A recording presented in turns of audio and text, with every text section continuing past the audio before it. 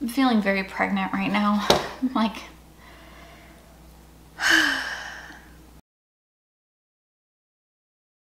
do you want to say hello?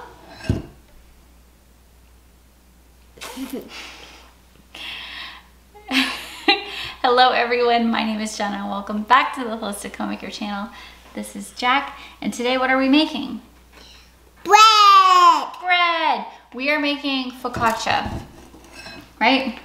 I have not found a good sandwich bread recipe that's gluten-free yet. Every single one I've tried has been a fail. If you want to see that happen, I'll post it up here.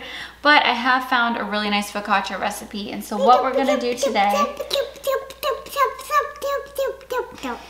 is we're going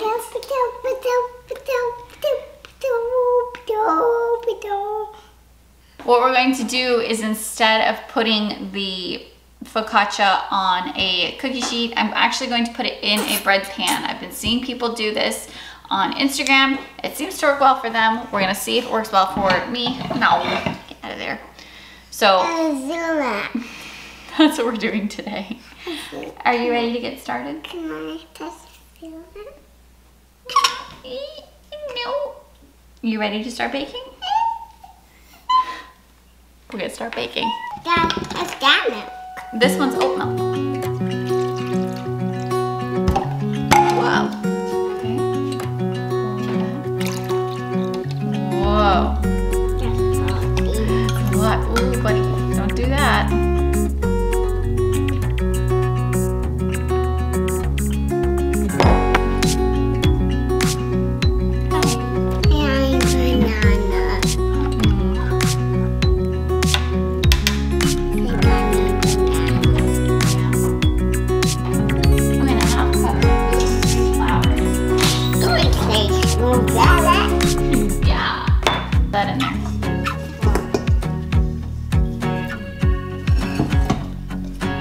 Try too much up. Hold on. And we need a tablespoon of sugar.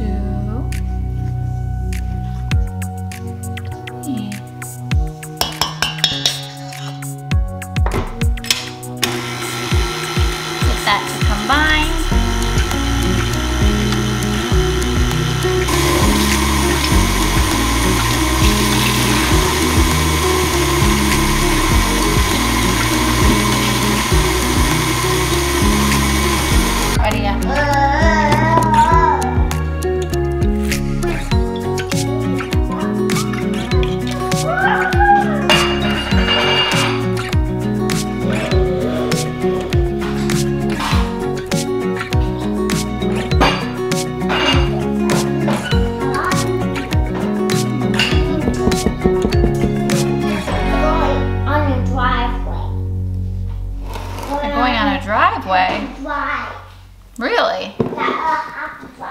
A happy drive? I love that for them. And then drizzle a little bit on top, a little drizzle, drizzle. And then we're gonna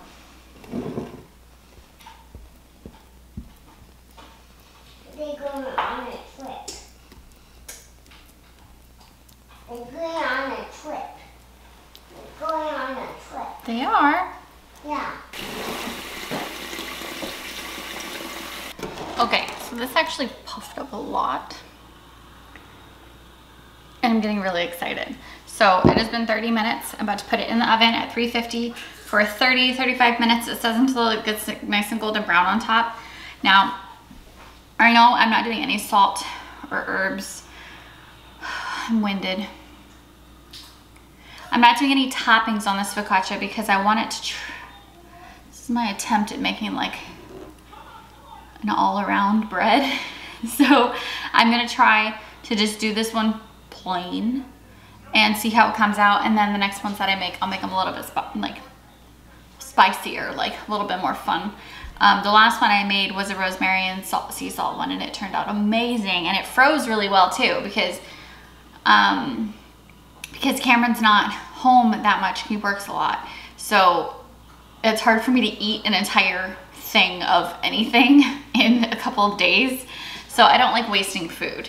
And Jack will chow down as much as he can with me, but it's never like a whole cookie sheet of bread, you know. But this recipe froze really well. So of course I'll share it down below like I do with all the gluten-free goodies that I find.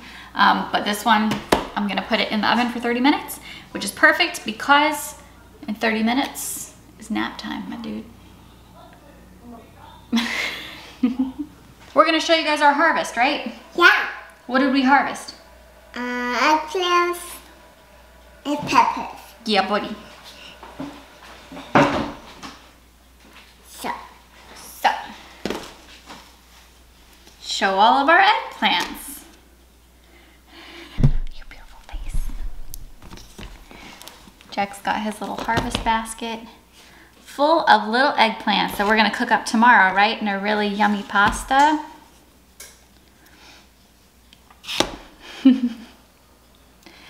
These are the Aswad pronunciation eggplants, and they are drought resistant, which is perfect for where we live, but we have been having torrential downpours and it killed our plant because they don't like water. They've been getting drowned. So we had to harvest all of our eggplants, and luckily most of them were just about ripe.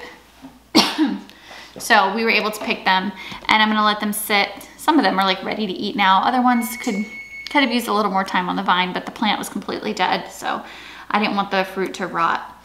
So tomorrow we're gonna make a really yummy recipe, and we're going to film it, right? To share it with everybody, right? Jack likes picking the hats off, but they did turn out really nice. They're nice and shiny and waxy. They got a little give to them. So we ended up with how many? 1, 2, 3, 4, 5, 6, 7, 8. And I am including this little kidney bean of an eggplant, because apparently we watch M.I. Gardener for all of our gardening tips. That channel is just amazing and has helped me so much over the last couple of years. But apparently you can eat the eggplant in any stage of life. There's just one particular stage of life that tastes a little bit better than the others. So I'm gonna chop him up, and he's going in our pasta tomorrow. And then we were able to snag 2 jalapenos. Yesterday we had a couple bell peppers that we gave to my brother. And, ooh. You're taking the whole hat off? Nice. I think that one's all done, bud. This big guy. The big guy. Yeah. Yeah. Pretty soon we are going to be revamping the garden, because this would be season number 3 that we've had this yard.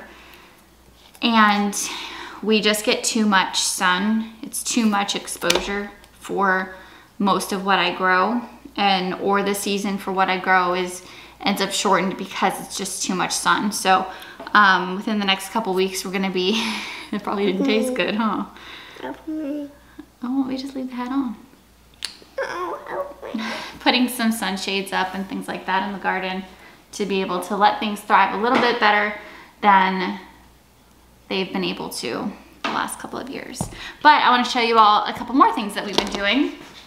I shared how I have been harvesting the basil. I am going to be making some basil salts, some herb salts, just because the basil is doing really well at the time. The oregano are doing beautifully. I am going to be making some seasoning salts. I'm also going to make some Italian seasoning blends because I have so much that I don't want it to go to waste.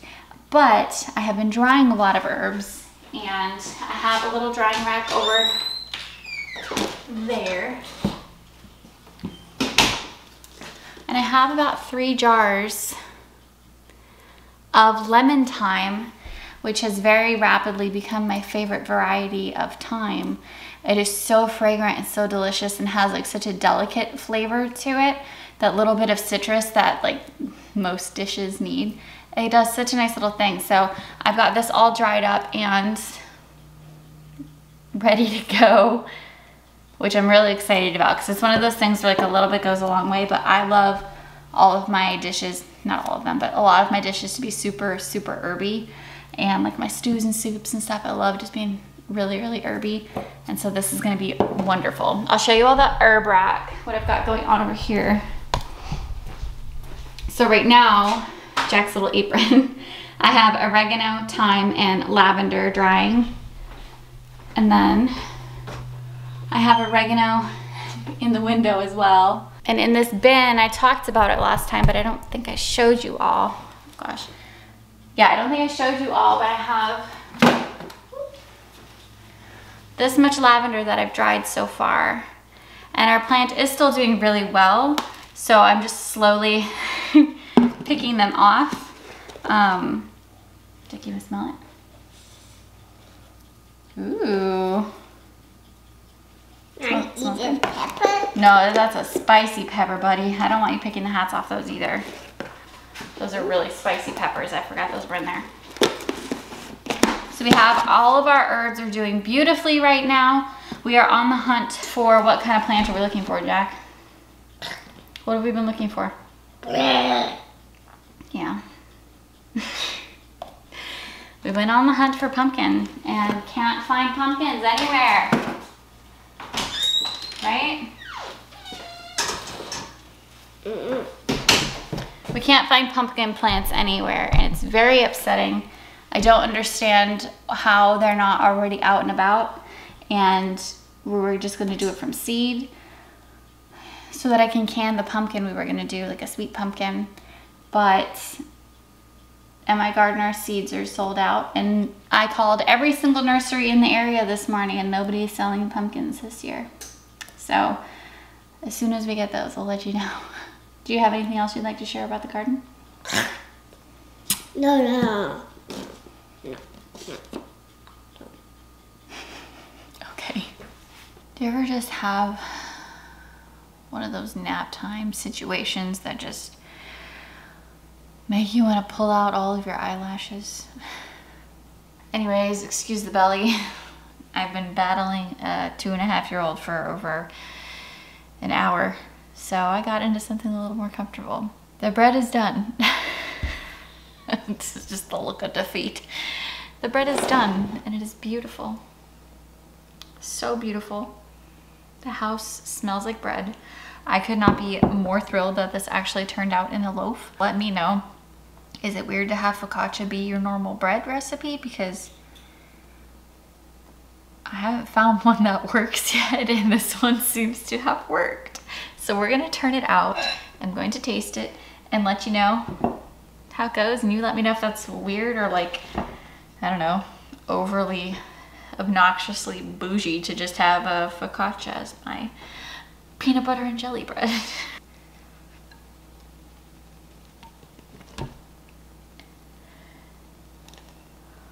Oh, thank God it didn't rip. Oh, I was just so scared. Okay. Wow. So I had an air bubble. So I got a bubble. But look at how spongy and beautiful it is. If I hadn't had that dang air bubble. I just touched it. It's not raw, I promise. But this stinking air bubble. It looks good though. Alright, it kind of smells like sourdoughy, and I don't know if that's because it has milk, but it has that very like sour, stanky smell that sourdough has. You know what I'm talking about. But this looks great. I'm so bummed about the air bubble though. But this recipe is awesome because it only took an hour to make. So it's like 30 minutes of prep work. Honestly, the actual prep work for it is maybe 5 minutes, and you have 30 minutes of resting and 30 minutes in the oven. So just about an hour to get a loaf of bread. You're not doing all this kneading. I've come to realize with a lot of gluten-free things, the kneading is pointless because you're not creating any gluten. So you are essentially just mixing your batter. Your dough does look more like a batter because it doesn't have that binding gluten in it. Anyways, let's try the bread.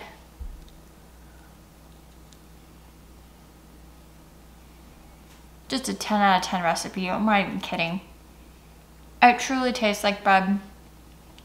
It has that sourdoughy flavor, and you can do anything with focaccia. I'm so happy that it worked in a loaf pan, because now I can have some with breakfast, or, you know, make little garlic breads or do whatever. Make it a little bit more versatile than just sheet pan. Sheet pan just seems so formal. I don't know why, but I need an informal loaf of bread. Like I said earlier, this does freeze really, really well. So I'm really excited to be able to bulk prep this and freeze it, and so that I always have bread. I don't know if you guys are new to the gluten-free life or don't know anything about it, but gluten-free bread is like $8, $9+ a loaf for mediocre bread. Even like the good gluten-free bread is still mediocre bread. This is great, super easy recipe, highly recommend it.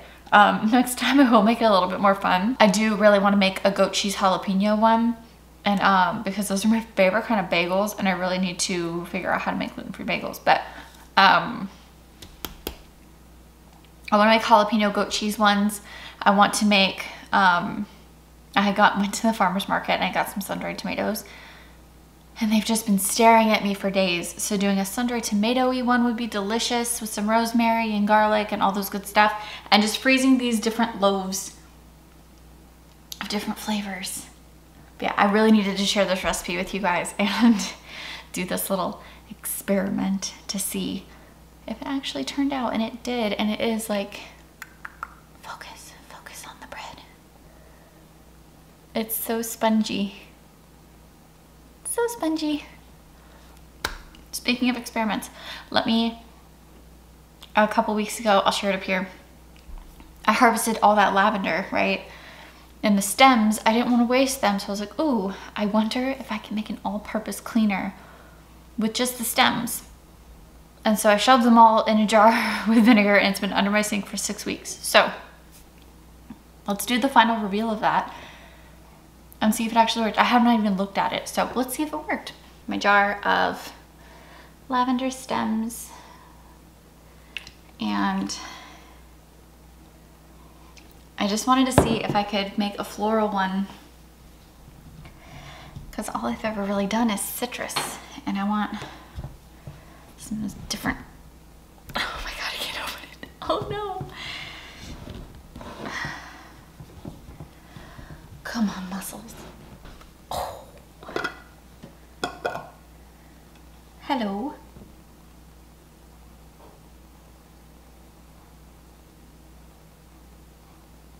I want to say it worked. I actually think that it worked.